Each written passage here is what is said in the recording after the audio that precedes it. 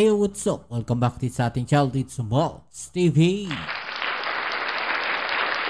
Alright, so tayo nababalik muli mga babayan para sa isa na namang reaction video at komentaryo. At eto na nga ang ating pag-uusapan ngayon na kung saan etong si VP Sara Duterte, nako po, natagpuan na naman mga kababayan na palutang-lutang na naman ata ang kaisipan. Grabe, no? Hindi na natin malaman dito kay VP Sara, no, mga kababayan, na tila lahat na lang ng gagawin ng ating gobyerno, may masasabi sila, ano? At walang tamang gagawin ng gobyerno, mga kababayan. Dahil para sa kanila, sila lang yung laging tama at magagaling. Honestly, no, medyo nakakadismaya, no, yung ganitong mga pahayag, mga kababayan, na kung saan pilit nilang pinagkukumpara, no, yung dating administrasyon ng dating Pangulong Duterte at ang ating Pangulong Bongbong Marcos. No, hindi nyo pwede ipagkumpara yung dalawang administrasyon na yan dahil kanya-kanyang approach yan, no, kanya-kanyang diskarte yan, mga kababayan. Diba? O, kagaya na ito sa flood control projects, mga kababayan, may nasabi na naman ang ating Vice President VP Sara Duterte at tila wala nga siyang alam, no? Parang wala siyang alam sa mga ginagawa ng kanyang ama noong panahon, no, na ang kanilang ama, ang dating Pangulong Duterte, ay ang Pangulo ng Pilipinas. Di ba? So ito yan, mga babayan, pag-uusapan natin yung balita na yan. Pero syempre, bago ang lahat, please don't forget to subscribe, like, share, at comment dyan sa comment section. At pa-click na rin ang notification bell para updated kayo sa mga latest video uploads natin. Shoutout sa mga followers natin dyan. Okay, so eto na, mga kababayan, ating pag-usapan itong balita na to, no? At may panibagong banat na naman ang ating Vice President Sara Duterte. No, dito sa nangyayaring investigasyon sa flood control projects, mga kababayan. At talaga namang binalandra siya, no, ni Yossi Claire Castro, mga babae. So ito, panoorin muna natin. Bumuelta ang palasyo sa pahayag ni Vice President Sara Duterte na kayang tapusin sa loob ng isang araw ang investigasyon sa flood control projects. Kung ganun daw pala, bakit hindi ito nagawa ni dating Pangulong Rodrigo Duterte? Oh, yun, di ba? Basag kagad siya doon. Diba? Talaga ba? Isang araw lang kayang gawin yung investigasyon na yan? Diba? Kung kaya palang gawin, bakit hindi niya pamunuan yung investigasyon na yan? Mga kababayan. Total, wala naman siyang ginagawa eh. Diba? Ikot-ikot lang siya. Pagala-gala lang siya. Diba? So, kung sinasabi natin na kaya pala, sinasabi niya na kaya palang gawin yan sa loob lamang ng isang araw, no, yung investigasyon na yan sa flood control projects, bakit hindi siya ang gumawa? Diba?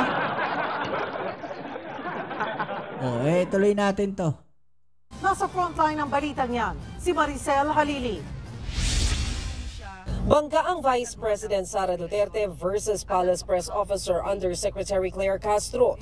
Sabi ni VP Sara, too little too late ang investigasyon ng Marcos administration sa anomalya sa flood control projects. Too little too late daw, mga babayan. Ibig sabihin, huli na. No, yung ginagawang flood control project investigation ng ating Pangulong Bongbong Marcos. Sa palagay ninyo, huli na ba? No, itong investigasyon na yon, itong investigasyon na to, sa tingin ko, hindi, mga babayan. Diba? Actually, napapanahon nga to eh. No? Kasi kung makikita natin, walang tigil yung mga pagbaha. Kaya nagtaka siguro yung Pangulo natin. Bakit ang laki ng budget sa flood control project, pero ganun pa rin yung pagbabaha? Diba? Na nangyayari sa Pilipinas. So tama lang. Diba? Kasi kung maaalala natin, mga babayan, midterm na po ng ating Pangulo. No? Meron pa siyang 3 taon para matapos yung kanyang termino. No, sa tingin ko, no, may mga programa, no, na ginagawa itong Pangulo natin. No, nagawa niya yung 20 pesos na bigas na kanyang sinasabi dati. At ngayon, eto, no, yung corruption naman ngayon, no, sa DPWH yung kanyang pinagtutuunan ng pansin. 'Di ba? Yun naman kanyang ginagawa ngayon, mga kababayan. Yung mga corruption na yan na nangyayari sa mga flood control projects especially. 'Di ba? Kung hindi ito natutukan ng ating Pangulo, malamang, no, walang mangyayari. Tuloy-tuloy. 'Di ba? Tuloy-tuloy yung kanilang pamamayagpag dyan sa DPWH. Hindi natin malalaman na may ganun pala. Actually, alam ng taong bayan yan, pero parang nabubulag na lang eh. 'Di ba? Parang sanay na tayo. No, na oo, may pera kasi sila sa ganyan eh, 'di ba? Pero tandaan natin nagsasakripisyo dito, no, tayo, no, sambayan ng Pilipino. Samantalang sila namumuhay, no? Nakita nga natin, 'di ba? Namumuhay sila ng marangya, mga kababayan. Tapos yung sambayan ng Pilipino ang naghihirap, no? Sambayan ng Pilipino, no, ang dumadanas, 'di ba? Di ba naranasan ba nilang malubog sa baha? Yung mga bahay nila, 'di ba? O yung kontratista nga eh. Sila Sara, 'di ba? Diskaya. Ano sabi sa balita yung sa napanood ko? Reception pa lang. No, napakataas na. Mukhang hindi talaga aabuti ng baha, mga babae. Ilang palapag. 'Di ba? Di yan pinalampas ng palasyo. Seryoso lang talaga ang presidente. Tapos na yan, isang araw lang. Natuturo niya lahat na may kagagawa ng corruption sa budget. You can see, parang nanonood tayo ng sa eskwela. Ito, mga babayan, no, talagang parang walang alam to si BP Sara, mga babayan. Ano sabi niya dito? Kung seryoso lang talaga ang presidente, tapos na yan, isang araw lang. Diba? Yun nga investigasyon sa'yo. Ilang buwan inabot eh. Diba? Sa tingin mo, isang araw lang? Sa isang araw, may aamin dyan? Diba? Matuturo niya lahat ng may kagagawa ng korupsyon sa budget. As you can see, parang ang nanonood tayo ng sarsuela. Diba? Ano sabi niya? Matuturo niya lahat ng may kagagawa ng korupsyon sa budget. Ano ba ginawa ng Pangulo natin? Diba? Inilabas niya yung mga top contractor ng DPWH na may bilyong-bilyong project, mga babayan. At mula doon, no, nalaman o nakita natin na hindi lang pala mga proyektong hindi tapos ang meron. Diba? Meron ding mga ghost project. So yung sinasabi niya dito, mga babayan, malinaw na hindi niya alam yung kanyang sinasabi. Diba? Basta may masabi lang, mema lang, parang gano'n. That is absolutely preposterous. Ang Pangulong Marcos Jr., hindi po siya nagsasagawa ng investigasyon alatokhang way. Alatokhang? No, ano ba yung alatokhang way, mga babayan, na investigasyon? No? Itinuro yung suspect. Diba? Dinali. Isang araw nga lang. Tapos. Pero, maraming biktima na hindi naman pala talaga. No? Kaya nga nasa ICC si dating Pangulong Duterte dahil doon sa kaso na yun eh. Diba? Alam naman natin yung crime against humanity. Diba? Yung ba yung gustong mangyari ni BP Sara na pag nalaman corrupt ganito, dalihin na kagad? Sanay sila sa ganun, no? Idaan natin sa due process. Kayo nga, dumaan sa due process. Respeto ng Pangulo ang due process? Due process, di ba? Nire-respeto ng Pangulo ang due process. Di ba? Yun yung sinasabi natin. Kayo ba na may ginawang due process doon sa mga biktima, no, ng tukhang? Yun yung tanong natin, mga babayan. No? Pero kayo sumisigaw ng due process. Paano yung mga kawawang biktima, no, ng tukhang na hindi nabigyan ng due process, mga babayan? Diba? Tanong ba ni Castro kung kaya pala ng isang araw, bakit hindi ito sinuggest ni VP Sara sa mismong ama na si dating Pangulong Rodrigo Duterte? Ipinakita pa niya ang 2020 news article na nagsasabing laganap na noon ang ghost projects. Dahil mismo ang dating Pangulong Duterte ay umamin na maraming ghost projects rampant noon. May nasibak bang secretary ng DPWH sa panahon niya? Okay, so eto yan mga babayan, no? Ipapakita ko sa inyo yung full video niyan para mas maintindihan natin ano yung konsepto, no, nung sagot na yon ni VP Sara Duterte. Ay ni Yusek Claire Castro doon sa sinabi ni VP Sara Duterte. Eto yan mga babayan. Ivan Mayrina, GMA Integrated News. Okay, so eto yung tanong ha. Kunin ko na rin po ang reaksyon ng palasyo tungkol sa sinabi ni VP Sara. Hindi ho kumbinsido ang Vice President sa isinasagawang investigasyon ito ng Pangulo. And if I may quote, kung seryoso lang talaga ang Presidente, tapos na yan sa isang araw lang. Matuturo niya lahat na may kagagawa ng corruption sa budget. Pero well, as you can see, parang nanonood tayo ng sarswela. Okay, isang araw lang matatapos ng investigasyon? That is absolutely preposterous. Diba? Ang Pangulong Marcos Jr., hindi po siya nagsasagawa ng investigasyon alatokhang way. Nirerespeto ng Pangulo ang due process, nirerespeto ng Pangulo ang human rights. So kaya po dumadaan ang lahat sa proseso. Kung May isang proseso. araw lang po dapat ito na imbestigahan, sana po ay ito ay kanyang nasuggest noon sa kanyang ama dahil mismo ang dating Pangulong Duterte ay umamin na maraming ghost projects rampant noon. Ayan. No? Basag na naman sila. Diba? Umamin eh.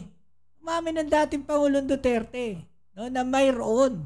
No, bakit hindi nila ginawa yan dati? Diba? Bakit ngayon nagngangal-ngal itong si VP Sara Duterte? Bakit ngayon ang dami niyang nasasabi? Bakit hindi nila ginawa yan noong panahon ng dating Pangulong Duterte? Yun yung malaking tanong dyan eh. Diba? This is November 2020 nilabas. Pero may nasibak bang secretary ng DPWH sa panahon niya? Tandaan ninyo 2020 po yan, mga kababayan. November 2020. Diba? So, meron pa siyang 2 taon sana, no, na para gawin yung trabaho na yan. Pero walang nangyari. No? Wala nga daw nasibak eh. Bakit? Yun yung tanong. Bakit? So, muli, ang pag-iimbestigang ito para sa taong bayan, hindi para sa pamumulitika. Ginagawa ito ng Pangulo kahit tatamaan ang kanyang administrasyon. Tama. Maricar, same question. Maricel Halili. Yun o. Diba mga kababayan? So, balik tayo doon sa balita ha. Ang mga proyektong iniimbestigahan ngayon gaya ng rock netting sa Benguet at flood control sa Bulacan 2018 at 2021 pa raw ginawa sa termino ng ama ni VP Sara. 2018 pa mga kababayan. Ginawa. Pero actually hindi pa rin tapos yan hanggang ngayon. Pati nga si Senador Bato de la Rosa napatanong sa Yung mga yung mga kinakabit na yan, yung mga rock netting na yan, ginagawa pa rin yan hanggang ngayon sa Benguet, mga babayan. No? Talamak pa rin yan doon. Kahit pumunta kayo, makikita nyo yan. Hindi ako nagbibiro, mga babayan. contractor sa pagdinig ng Senate Blue Ribbon Committee. Kailan kayo nag-engage ng flood control project sa DPWH? Siguro mga 2016 onwards. Please make sure of your answer. Yes po, 2016 onwards po. 2016 onwards? Yes po. Ito yung nakakatawa eh. Loading si Senator Bato dito. Nagulat siya eh. Buti sinalo ni ni Tito Sen. Di ba? Noon na para na blackout na si Senator Bato, no, sinalo na kagad ni Tito Sen. Naisiwalat din at napatunayan ni Secretary Bato de la Rosa na ang mga Senator. diskaya ay 2016 pa pala nasasabing sangkot sa ghost flood control projects. Diba? Sabi ngayon ni De La Rosa, Pero nabayan yan eh. Hindi porque during the time of PRRD, i-exempt natin sa investigation. Kung bumuo sa nagulukuhan, kahit na panahon pa ni Pinos, nabisigan lahat yan. giit din ni VP Sara, matagal ng problema ang korupsyon sa flood control bago pa man daw maupong Pangulo ang kanyang ama. Naging mayor ako 2010, meron ng issue ng flood control corruption. And mas worse lang sa atin ngayon. So may masasabi pa rin siya dahil talagang gusto nilang idein yung Pangulong Bongbong Marcos. Di ba? 2011 pa, mas worse lang ngayon.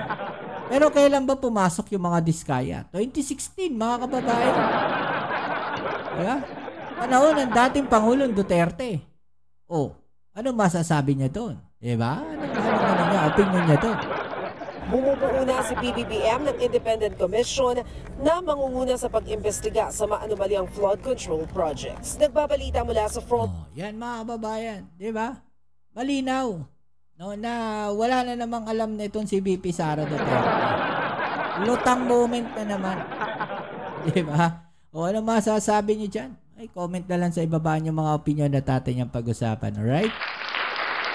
So yan muli, maraming salamat sa lahat ng mga patuloy na kasuporta dito sa ating channel. Kita-kits tayo sa ating next video upload. Dito muli ang yung Kuya Mobs dito sa Mobs TV. Peace. I'm out.